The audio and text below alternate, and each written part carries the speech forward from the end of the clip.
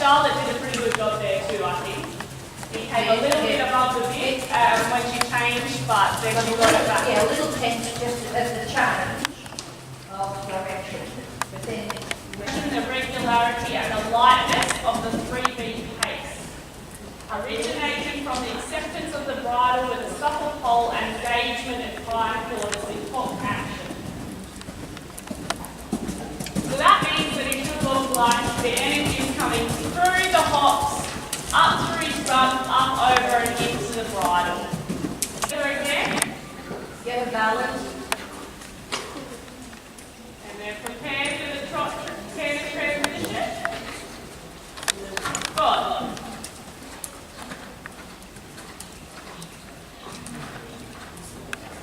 So that time was a little bit more preparation to knew what was coming up, and that's why the transition pulled off a little bit.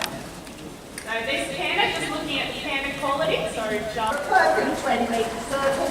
You want to see them come and touch at least for a couple of strides near the marker. But maintaining a very nice flexion, and the rhythm is correct. Correct 2-beat rhythm. The flexion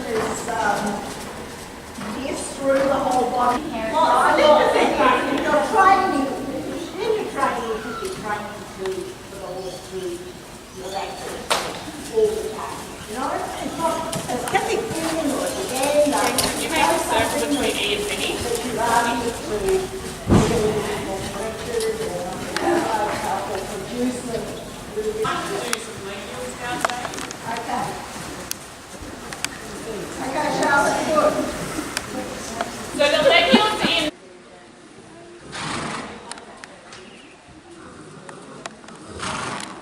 And a transition to canter, please, ladies.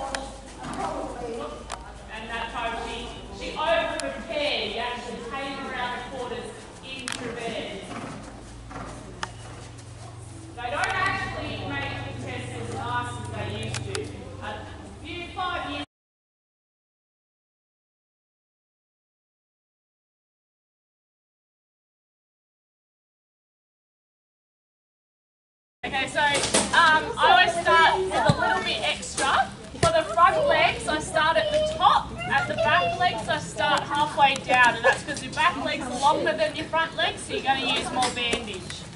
So starting at the top, I leave a little bit extra, and you come around and you always pull a little bit of tension at the front of the leg, not the back of the leg, and you want to always go in rather than out. If you're a physiotherapist or you know what you're doing properly, you can do it the other way around. But for the general purpose of not wanting to strangulate your horse's tendons, just pull across the tension across the front and then wrap around the back.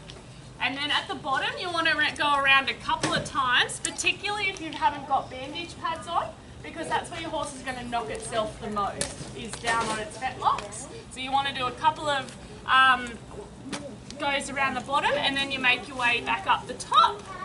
You fold your little flappy down, making a nice neat top.